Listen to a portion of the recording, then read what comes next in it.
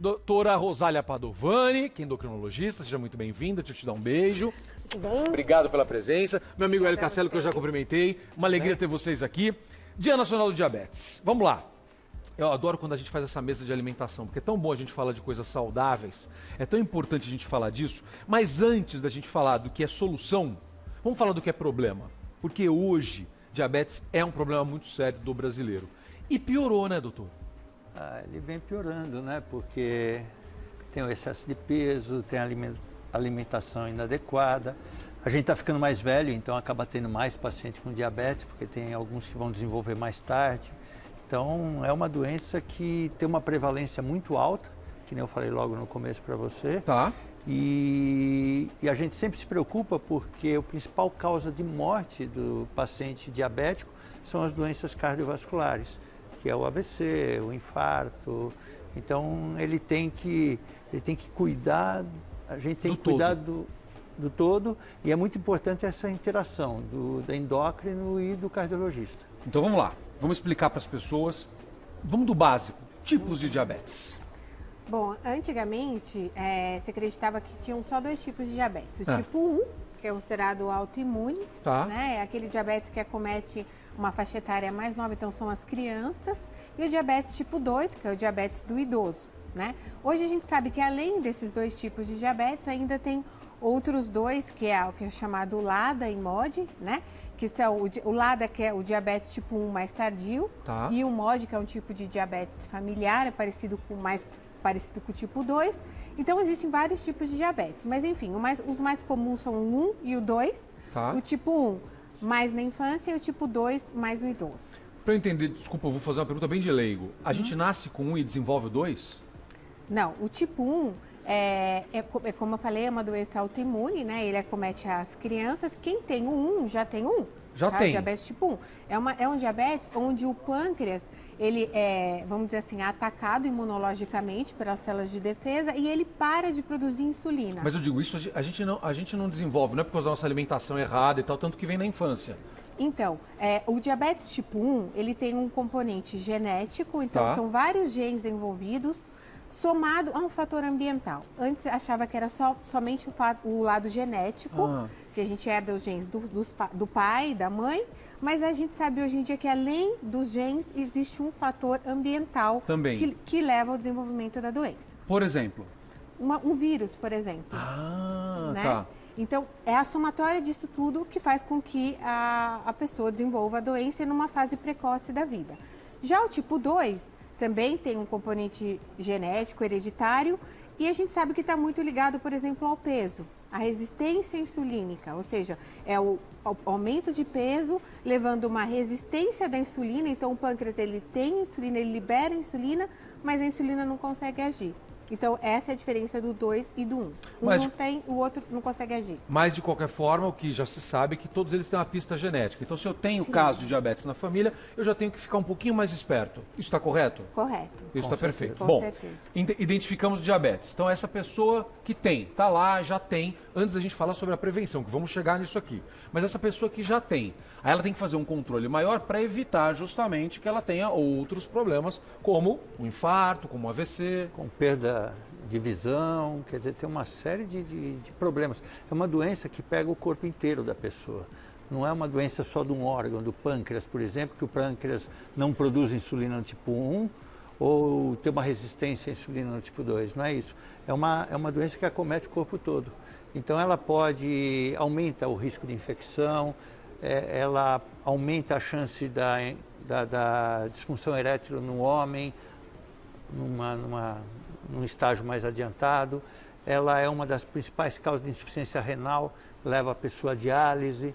Quer dizer, você tem uma amputação, né, doutor? Amputação de membros, por problema de cicatrização, por problema arterial principalmente, porque os vasos, ela acelera a aterosclerose, que é uma doença que obstrui vasos em qualquer lugar, da cabeça aos pés. Como é que a gente identifica? Bom, o diagnóstico é feito através do exame de sangue, né? Então, é o grande exame, é o mais eficiente. É o mais eficiente. Tá. Então, é uma glicemia de jejum, é feita uma coleta, é avaliada a glicemia de jejum. Tá. Então, a glicemia de jejum acima, maior ou igual a 126, fecha o diagnóstico de diabetes. É sempre importante repetir o exame para confirmar, para fazer mais do que uma vez. Porque então, às vezes pós do horário, depende do que você comeu, né? Não fez exatamente o jejum como deveria, aquela coisa. Correto. Então, sempre repetir e acima de 126, maior ou igual a 126, confirma o diabetes. Maior ou igual a 126. Isso. Tá, vamos colocar a imagem. Agora sim eu queria colocar a imagem. Eu estava esperando esse momento, desculpa a produção, que eu tinha pedido e mudei de ideia, mas é porque eu queria esperar para falar exatamente desse exame que está sendo feito agora. Mostra a nossa tenda aí na frente. Olha que legal isso, cara. Olha que bacana a turma fazendo o exame ali. Doutor Hélio, ali o pessoal está fazendo não só a glicemia, mas já está medindo a pressão, porque você ajuda a fechar um diagnóstico, porque são várias pistas para você identificar isso, está correto? As doenças cardiovasculares, elas aumentam, são dois fatores de risco muito importantes que nós estamos vendo aqui, quer dizer, diabetes, que hoje é o dia da conscientização, e a hipertensão arterial. São dois fatores que, somados, eles aumentam muito a chance de desenvolver doença cardiovascular. E se além disso você tiver outros fatores ambientais, por exemplo, a pessoa fuma, aí é mais um fator pesando fortemente nisso. Então, eles vão ver, eles estão avaliando o peso. Olha que legal, estão medindo ali, né? Então agora ao vivo. Obrigado, minha equipe linda. Olha que legal isso. E olha que coisa simples. É importante lembrar que esse valor de 126... vamos ver. Está medindo. 134. Mas é uma glicemia provavelmente ao acaso. Daí a gente considera o valor de 200, tá? Tá.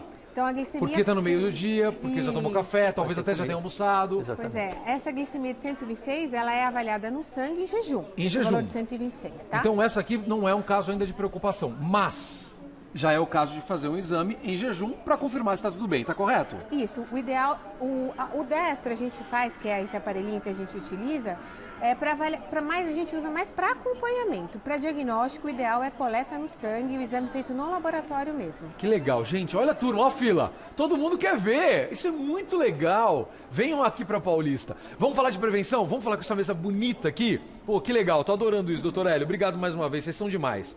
Vamos lá. Ixi, deixei cair. A gente tem uma série de alimentos aqui. A nossa alimentação é uma boa alimentação, o melhor aliado para a gente evitar tudo isso? Além da atividade física? Com certeza.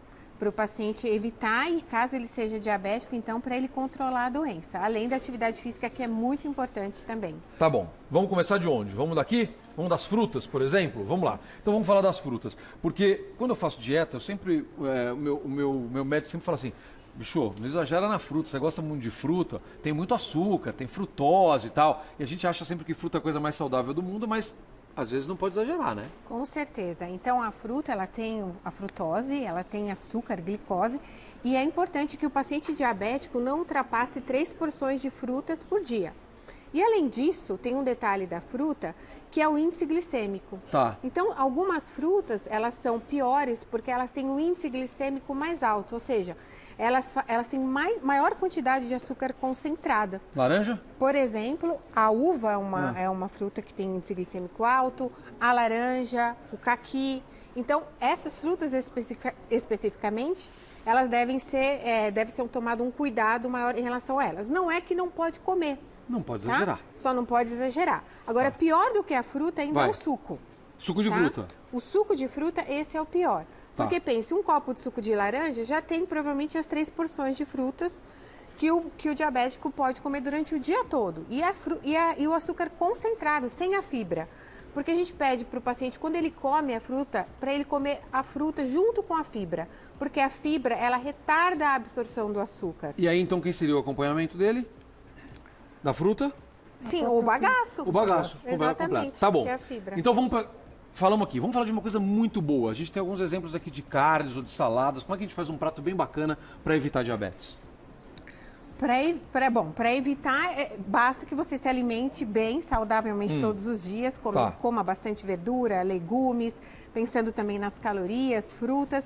Mas eu acho que assim, focando para quem tem diabetes, além de comer uma dieta rica em fibras, por exemplo, forçar o consumo, por exemplo, de folhas, que são alimentos que têm muita fibra, evitar o consumo de gordura saturada, que eu acho que é o que que vocês estão querendo mostrar aqui com esses dois tipos de carne. Então, por exemplo, a gente tem a carne vermelha, que a gente sabe que tem mais gordura saturada.